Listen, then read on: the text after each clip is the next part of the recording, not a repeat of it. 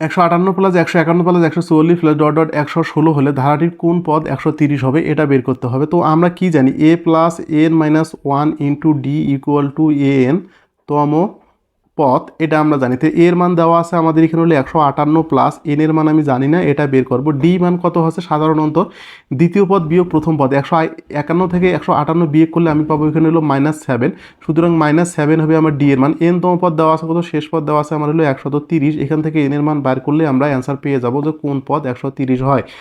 তো equal to লিখতে পারো হলো 158, এখানে হচ্ছে তো -7 দ্বারা গুণ করলে কিছু -7 এন মাইনাস যে প্লাস এখানে পাচ্ছি 7 ইকুয়াল টু এখানে পাচ্ছি হলো 130, বা দেখুন এখানে তো এখানে আমি পাচ্ছি হলো বিয়োগ করলে 165 যোগ করলে মাইনাস এখানে পাচ্ছি হলো 7n ইকুয়াল টু পাচ্ছি হলো 130, বা এইবার দেখুন -7n আমি এই পাশে রেখে দিলাম, এখানে পেলাম 130, 165 যদি ওই পাশে পার হয়ে যায় মাইনাস হয়ে যাবে, হলো মাইনাস হলো 7n ইকুয়াল টু 130 থেকে 165 বিয়োগ করলে মাইনাস পাবো আমি হলো 35, এন ইকুয়াল টু কত হচ্ছে -35 ডিভাইডেড হচ্ছে -7, 5 7 35 মাইনাস মাইনাস কাটে গেলো, সুতরাং পঞ্চমতম পদ বা 5তম পদ হবে 130।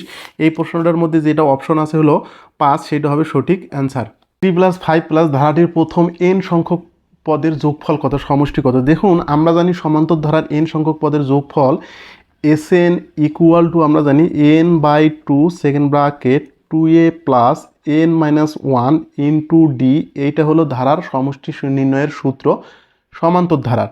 তো এখানে আমরা একটু মানগুলো একটু বসে দিয়ে ট্রাই করি। দেখুন এখানে n এর মান আমি জানি না, যেহেতু বলছে n তম পদ, সেকেন্ড ব্র্যাকেট দিলাম। এরপরে দেখুন 2 এখানে দিলাম, এর মান কত আছে, প্রথম পদ হলো এ, তার মানে আমরা অবশ্যই এখানে 1 লিখতে পারি, প্লাস এরপরে হলো কি এন মাইনাস হলো 1 ইন্টু হলো ডি।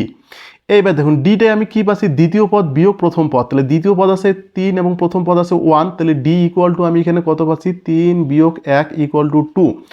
তো 2 আমি এখানে বসিয়ে দিলাম ডি এর জায়গা। এখন এটাকে যদি আমি ক্যালকুলেশন করে টানি তাহলে কি লিখতেছি n/2 সেকেন্ড ব্র্যাকেট, এখানে পাচ্ছি 2 ওকে 2, এরপরে পাচ্ছি প্লাস 2 এর সাথে n গুণ করলে পাচ্ছি 2n মাইনাস হলো 2 ওকে 2।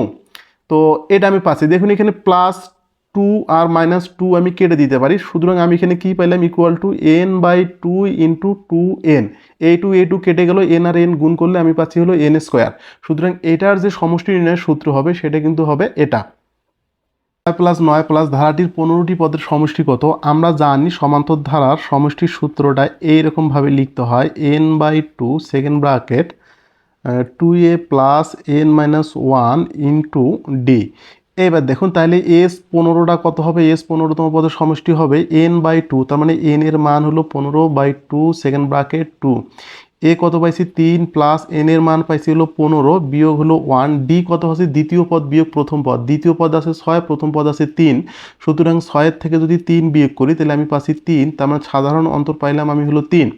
এটাকে যদি আমি ক্যালকুলেশন করি তবে যে রেজাল্ট আসবে সেইটাই বেরাবে 15টা পদের সমষ্টি। দেখি রেজাল্টটা চেক করে নিই, তাহলে আমরা লিখতে পারবো 15/2 ইন্টু 3 দুগুণা 6 প্লাস 15 থেকে 1 বিয়োগ করলে 14, এখানে পাইলাম আমি হলো 3, এটাকে আর একটু টান দিয়ে নিচের দিকে, তাহলে লিখতে পারি 15/2 ইন্টু 14 দুগুণা 3 14, এখানে কত হচ্ছে 42, তার মানে 6 প্লাস এখানে পাচ্ছি আমি হলো 42।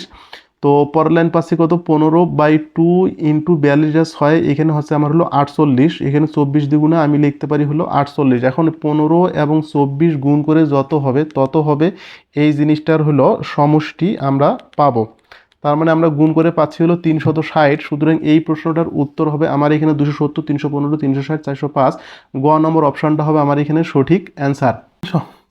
প্রথম n সংখ্যক স্বাভাবিক জোড় সংখ্যার সমষ্টি কত এটা বের করব। অপশানগুলো দেওয়া আছে n² plus 2n² plus n² plus n 2n plus 1, এটা বের করব। সবার আগে জেনে নেই স্বাভাবিক সংখ্যা কোনগুলোকে বলা হয়, 1 2 3 এভাবে চলতেইছে এই সংখ্যাগুলোকে বলা হয় স্বাভাবিক সংখ্যা।